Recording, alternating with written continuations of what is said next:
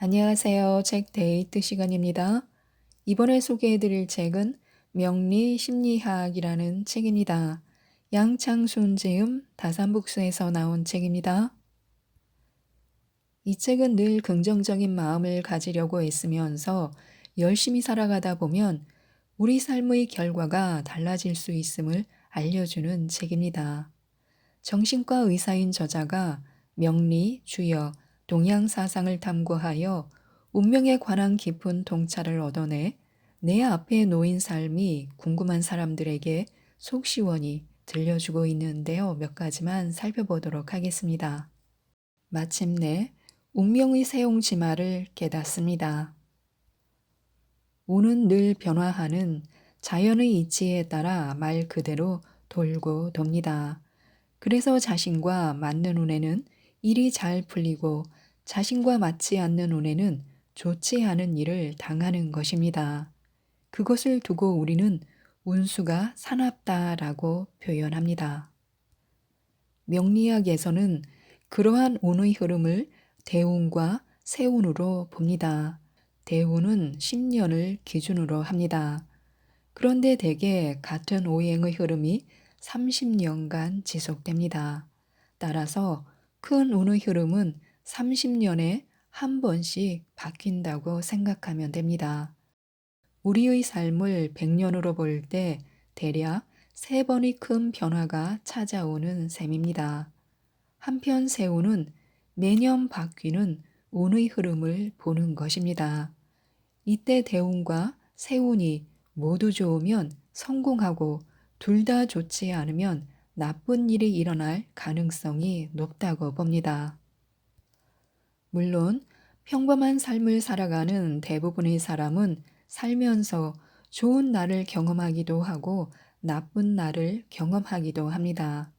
그런데 많은 사람이 좋은 날에는 좋은 일만 이어질 것으로 생각해 자만에 빠지는 실수를 저지르곤 합니다. 반대로 나쁜 날에는 계속 나쁜 일만 생길 것으로 생각해 절망합니다. 이때 명리학을 공부하다 보면 대체로 좋은 일과 나쁜 일이 늘 번갈아 일어난다는 점을 깨달을 수 있습니다. 이 세상에 부귀 영화를 꿈꾸지 않는 사람은 없습니다.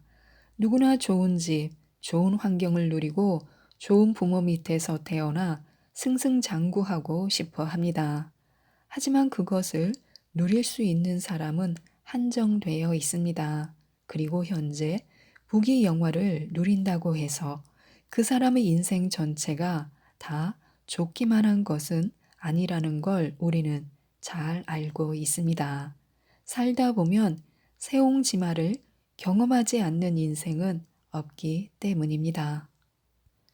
흔히 사주가 좋으면 노력을 하지 않아도 되는가라는 질문을 많이 받습니다. 물론 대답은 아니다 입니다. 내가 소위 말하는 금수저로 태어났다고 해도 그것을 닦는 일을 게을리하거나 함부로 굴리면 어느 순간 빛이 사라지는 것은 당연한 이치입니다. 그보다는 내가 운명으로부터 받은 것이 무엇이든 간에 그것을 소중히 여기는 마음, 잘 지키겠다는 마음, 갈고 닦겠다는 마음이 있어야 운명도 내 편이 되어줄 것입니다.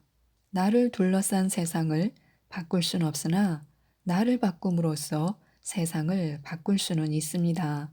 즉, 자신의 불운한 운명을 한탄만 하고 있어서는 곤란하다는 의미입니다.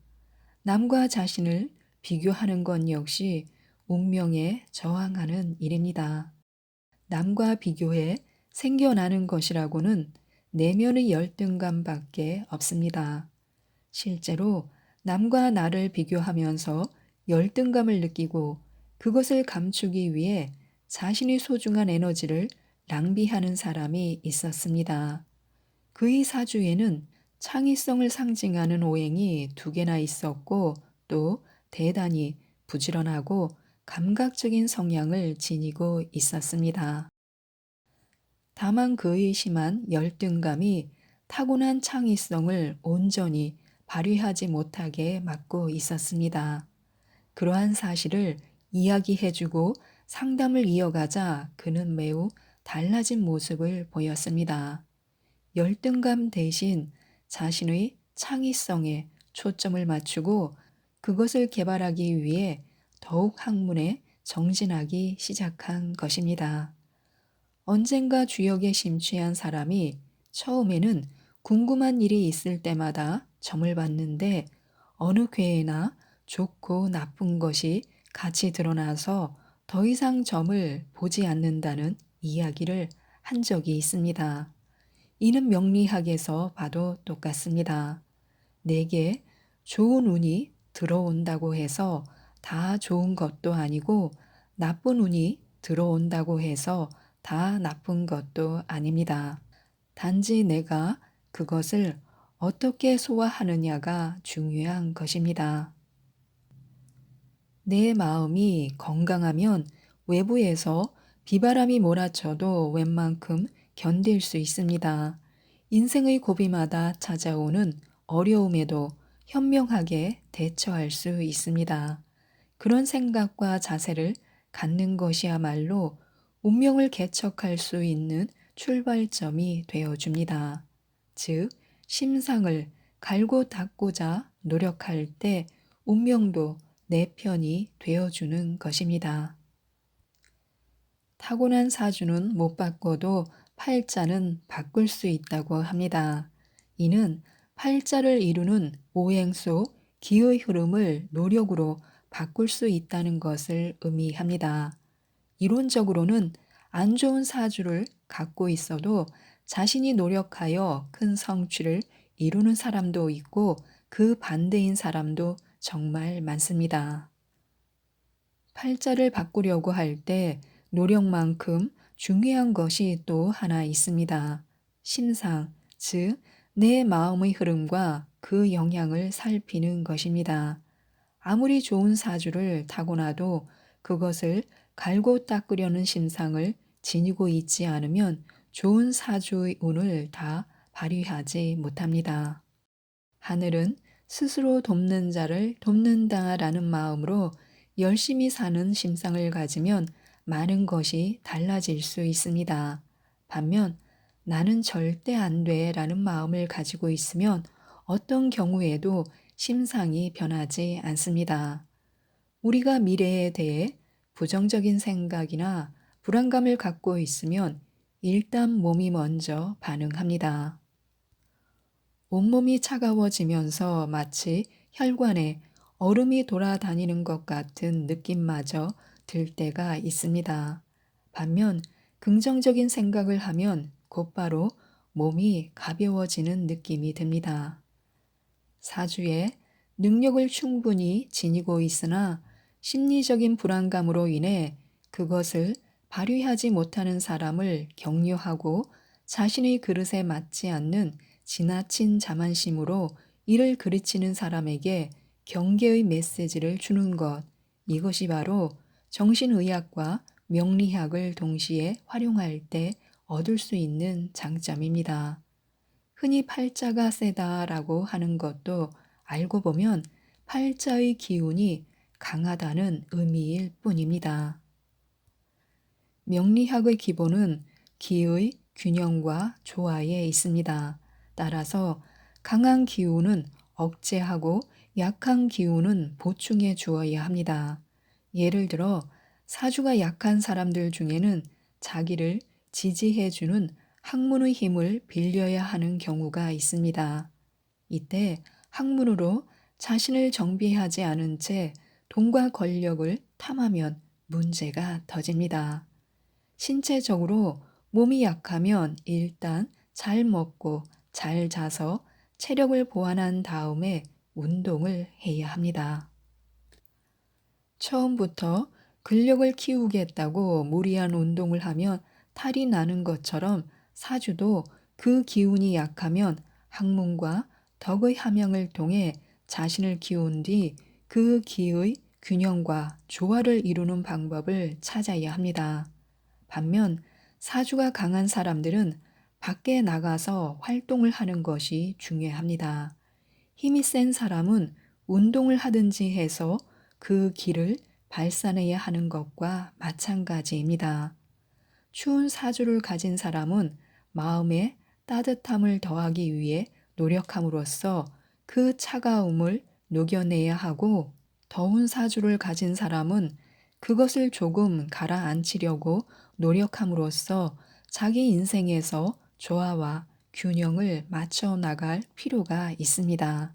바로 이런 것이 자신의 삶을 디자인하는 하나의 방법입니다. 사주는 바꾸지 못해도 팔자는 바꿀 수 있다는 뜻입니다. 유유상종의 과학, 좋은 내가 좋은 당신을 부릅니다.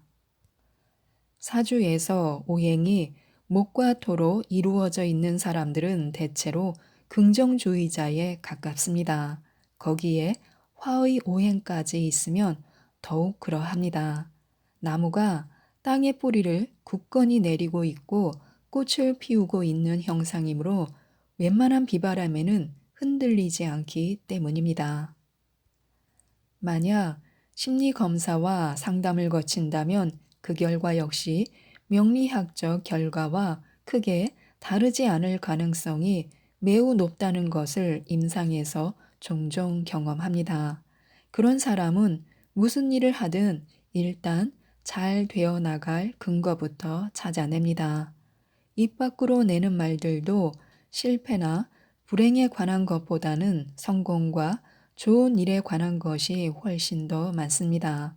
그리고 흔히 말하는 대로 된다고 그의 주변에는 나쁜 일보다는 좋은 일이 더 많이 생겨날 가능성이 높습니다. 설령 안 좋은 일이 연속으로 일어나는 경우라도 이런 사람들은 바닥까지 떨어지는 일이 거의 없습니다. 특유의 긍정주의로 어둠 속에서도 한 줄기 빛을 찾아내 어떻게 해서든 위로 올라가기 때문입니다. 그런 사람이 주위에 있으면 나 같은 비관주의자도 어느새 긍정주의자로 변합니다. 지인 중에 손꼽히는 긍정주의자 한 사람은 이따금 우리가 하는 말들이 다 에너지가 되어 어딘가로 향해 가고 있을지도 모른다는 기분이 들 때가 있다. 그럴 때마다 이왕이면 좋은 말, 긍정적인 말을 해야겠다고 생각한다. 그 말의 기운 덕분에 일이 더 잘 풀릴지도 모를 일 아닌가 하는 말을 하곤 합니다. 따라서 그의 입에서는 좋은 말과 긍정적인 말이 나오는 것은 당연합니다. 그 덕분에 내가 그를 좋아하게 되었고, 물론 나뿐만이 아니라 많은 사람이 그를 좋아하고 있습니다. 결국 오행과 양자역학으로 볼 때 우리가 흔히 말하는 유유상종이라는 말도 맞는 셈이 됩니다. 즉, 내가 긍정적인 말, 긍정적인 생각, 긍정적인 행동을 하면 또 다른 긍정주의자와 만나서 일이 잘 풀릴 가능성이 높아지고, 반대의 경우에는 또 다른 비관주의자와 만날 확률이 그만큼 더 높아집니다. 이는 양자론에서 우주를 물리적 대상들의 집합이 아니라 통일된 전체의 여러 부문 사이에 있는 복잡한 관계망으로 보는 것과도 일치합니다. 그리고 이것은 명리학의 본질이기도 합니다. 아무리 어렵더라도 그럼에도 불구하고 다시 일어서는 마음이 필요합니다. 위기의 순간에 그대로 무너지지 않고 살아남아 성공하는 사람들을 두고 명리학에서는 병약 사주라고 합니다. 사주 안에 스스로를 병들게 하는 오행도 있고 그것을 치유하는 오행도 있다는 뜻입니다. 일상에서 흔히 말하는 병 주고 약 준다라는 말의 명리학적 버전이라고 할 수 있습니다. 쉬운 예로 아이들이 커가는 과정에서도 병약 이론의 모습을 볼 수 있습니다. 부모라면 누구나 알 것입니다. 아이가 몹시 열이 나고 아파서 병치레를 하고 나면 갑자기 꾀가 늘고 영특한 모습을 보이는 경우를 말입니다. 많은 사람이 생명을 위협하는 병을 이겨낸 다음에야 비로소 자신이 갖고 있는 것이 얼마나 소중한지, 자기 주위에 있는 사람들이 얼마나 고마운지, 살아 있다는 것만으로도 얼마나 감사한지를 깨닫는 경우도 많습니다. 그런 것처럼 자기 사주 안에 자신을 쓰러뜨릴 수 있는 문제점과 더불어 그 문제점을 치유하는 약이 되는 글자를 가진 사람들은 다른 사람들에 비해 더 크게 성공합니다. 즉, 병도 없고 약도 없는 사주를 가진 사람들은 그날이 그날 같은 평범한 일상을 살아가는 반면, 병도 있고 약도 있는 사주를 가진 사람들은 풍파를 겪고 또 그것을 극복하면서 성장해 나가는 것입니다. 아픈 만큼 성장한다라는 말은 진부하지만 우리의 일상에서 그 말이 진실임을 깨닫습니다. 이를 두고 헝가리의 대문호 산도르 마라이는 다음과 같은 말을 남겼습니다. 살면서 인간과 운명에 대해 깨닫게 되자 별로 행복하지 못한 가정에서 자란 사람들이 그렇지 않은 사람들보다 삶의 중심을 잃지 않고 저항력도 강하다는 것을 알게 되었다라고요. 물론 평탄한 사주는 평탄한 삶을 살 수 있으니 그것만으로도 좋습니다. 다만 사주에서 병약을 경험한 사람들은 자기만의 삶의 깊이를 분명히 가지고 있습니다. 그리고 그들이 한결같이 하는 말이 있습니다. 정말 죽을 만큼 괴로운 일을 겪은 다음 서서히 회복되면서 느끼는 편안함이란 이루 말로 표현할 수 없다는 것입니다. 이 순간 내가 살아있음에, 이 순간 내가 먹고 마실 수 있음에 감사하는 것 이상으로 우리가 할 수 있는 것이 무엇일까요? 하지만 그러한 깨달음은 위기와 시련을 겪기 전까지는 결코 얻을 수 없습니다. 그리고 그것을 경험하고 깨닫고 나면 세상이 변하는 것이 아니라 내가 변화하기 시작합니다. 상담을 하고 나서 자기 문제를 깨닫고 마음의 평화를 찾은 사람들이 공통적으로 하는 말이 있습니다. 세상은 그대로인데 내가 달라지니 세상이 달리 보이더라. 그리고 그렇게 살아가는 내가 정말 대견스럽다. 나는 그렇게 되기까지 정신의학이 누군가의 마음에 일어나는 치열한 갈등을 풀어나가는 과정을 담당한다면 명리학은 담담하게 위로와 희망을 전해주는 역할을 한다고 생각합니다. 지금까지 이 책에 대해서 말씀드렸는데요. 정신의학과 명리학으로 삶의 다양한 모습을 품위 있게 풀어내고 있습니다. 자신의 삶이 궁금하신 분들은 정신의학과 명리학을 함께 공부해 보실 수도 있기에 이 책 명리심리학을 꼭 한번 읽어보시고 삶의 변화에 대한 희망을 꼭 얻으셨으면 좋겠습니다. 이상 책데이트였습니다. 감사합니다.